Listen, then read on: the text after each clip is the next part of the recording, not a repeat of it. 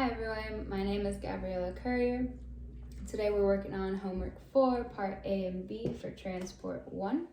So what we're looking at here is two spherical tanks with radii of R1 and R2 for tank 1 and tank 2. We are given the fluid heights of tank 1 and 2, the inlet flows of tank 1 and 2 that are in a steady state.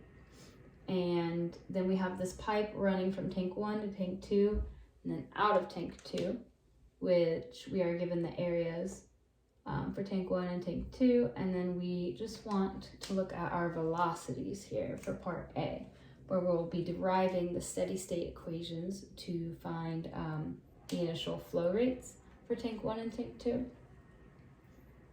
So these are our steady state equations. So what we're looking at is our velocities. So we'll be using our Bernoulli's equation to solve for that. And that is going to look like this. So that's going to be the pressure at tank 2 minus the pressure at tank 1 all over rho, which is our density, plus our gravitational constant, times the position at tank 2 minus the position at tank 1, plus the velocity at tank 1 squared minus the velocity at tank 2 squared all over 2, and that will all be equal to 0. Make sure you can see that okay. All right. So since our positions at tank 2 and tank 1 are not changing, so we can go ahead and zero that out, which is going to zero out our gravitational constant. We also want to look at our velocity for tank 2. We can go ahead and assume that's going to zero it out since we have a large cross-sectional area here. Next, we're going to plug in our pressure formulas for our Bernoulli's equation from our steady state equations. So we're going to write that like this. That is supposed to be a rho.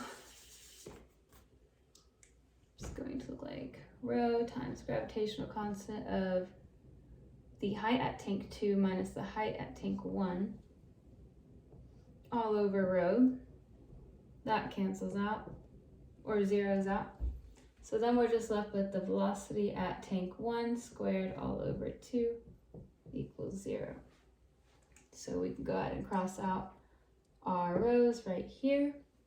And then to solve for the volume at tank 1, it's going to look like this.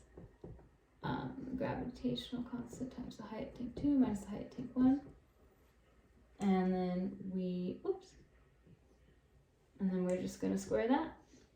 And then our velocity for tank 1 equation is going to be 2 times the gravitational constant, or square root 2 times the gravitational constant of the height of tank 1 minus the height of tank 2 minus the height of tank 1. And so since since this is going to give us, this could potentially give us a negative value. We can't have that under our square root, so we want to account for that sign change, and so we're going to write that something like this.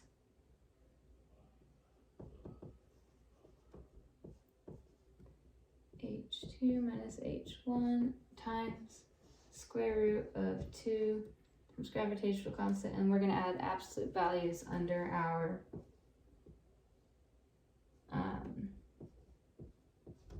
under our square root, and then we're going to switch it to our height of tank 1 minus the height of our tank 2.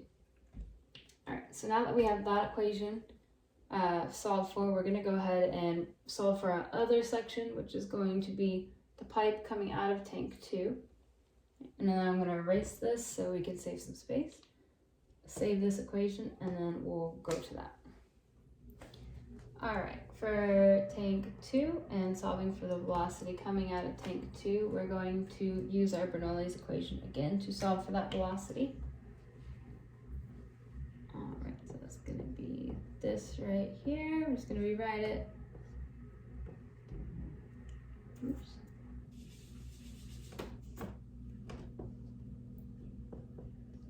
know that our gravitational acceleration constant and the positions at tank 2 and tank 1, they go to 0 because they do not change. And then we are just going to have the velocity at tank 2 minus the velocity at tank 1 all over 2 equals 0. So we know that that is going to 0 out. Then we're going to go again, plug in our steady state equations for our pressure here in our Bernoulli's equation, which is just going to be rho times the gravitational constant times the height of tank 2. Since we are looking at, let me do this, make it a little easier. This section, we're not looking at the height of tank 1 right now. All over rho plus the velocity at tank 2 squared all over 2 equals 0. Cancel these out. And then we are going to be left with our velocity for tank 2 is going to be the square root of 2 times gravitational constant times the height at tank 2. And you can see here we do not need to account for any sign change. All right, and then I'm gonna erase this. Put our velocity for tank 2 up here, save that equation, which was 2 times gravitational, tank 2. All right, now that we have solved for our velocities, now we can plug these in to our flow rate equations, steady state equations, and then find our equations for our initial flow rates. Okay, so what we want to do first is plug in our velocities to our flow rate equations. So the flow rate of tank 1 is going to be the area of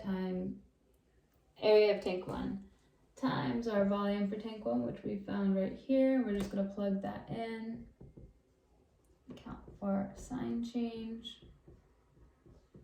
which is the height of tank 2 minus the height of tank 1, just like that. And then we're going to times that by the square root of 2 times the gravitational constant times the absolute value of height tank 1 minus the height of tank 2.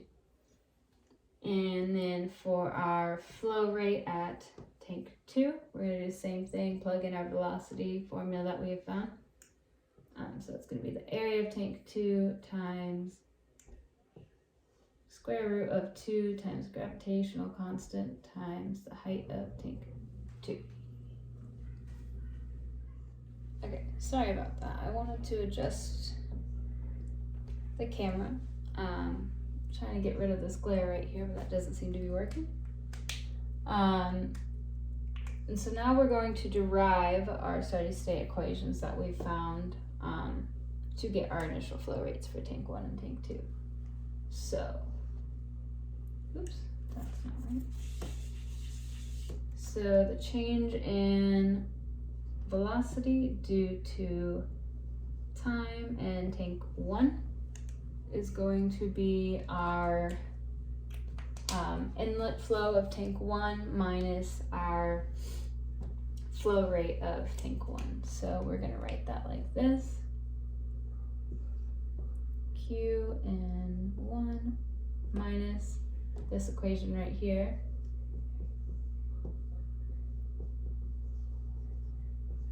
Sorry. Area of tank 1 times the sign change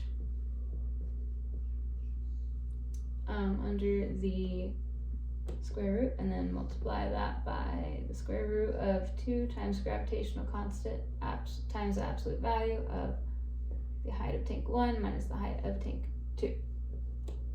All right, and then we want to do the same for tank 2.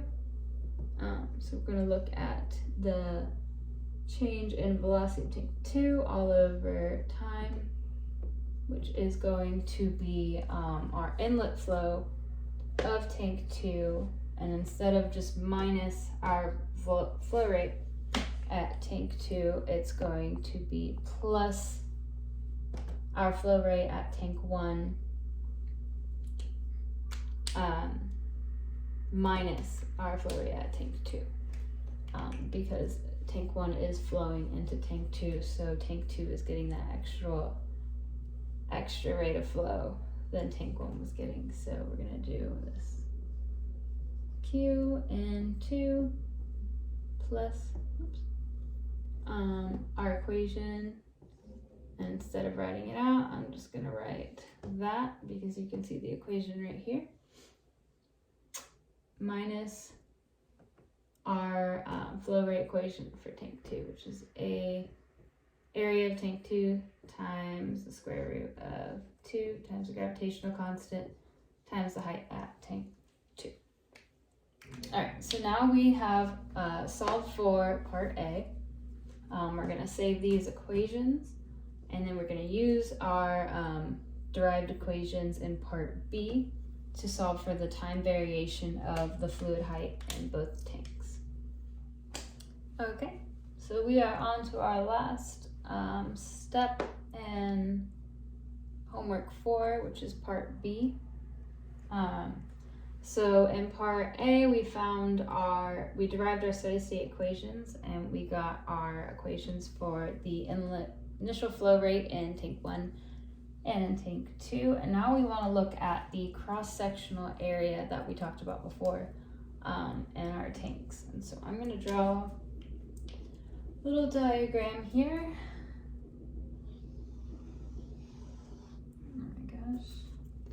I'm going to draw smaller diagrams. We do not have that much space. I'm just going to draw it right here. Okay. All right, so looking at this, we're going to look at the radius of the opening of our tank and the radius of our tank as a whole. And then we're going to look at the height of our fluid in the tank. So we do that. This is going to be here the radius of our opening, and then the radius of our tank as a whole. And then when you look at that area and the height, we see that that forms, sorry, let's go ahead and put our height right there. We can see that's forming a right triangle. And this is going to be our height minus the, our height minus the radius of the entire circle. Okay, I can't write that. I'm going to have to scoot over here. All right. And so what do we do with a right triangle? We use our Pythagorean theorem. So that is going to be r squared equals h, or height minus the radius of the circle as a whole squared plus our radius of the whole squared. All right, and then we want to solve that. It's going to be r equals the square root of our height minus the radius of the whole tank squared plus radius again of our whole tank squared. All right, and then the area for a cross-sectional, to solve for the area of a cross-sectional area, that is going to be pi r squared. And so what we did is we already found our radius for the right triangle, or for our tank. So we're just gonna plug that in here to our area equation for the cross-sectional area, and that is going to be pi times the square root of the height minus big R squared plus big R squared. All right, and then what we want to do with this is we want to divide our initial flow rates by our cross-sectional area, and that's going to be a constant. When we do plug the values in, obviously we're going to have a different radius for tank 1 and a different radius for tank 2, and that is where those equations will change. So I'm just gonna go ahead and be like this. We're gonna divide by area of our cross-sectional area by both of our equations here.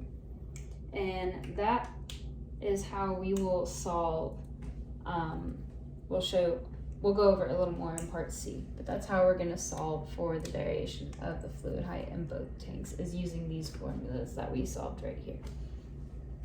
Okay, and that is it for part A and B in this video, and we'll go to part C in the next video. Thank you.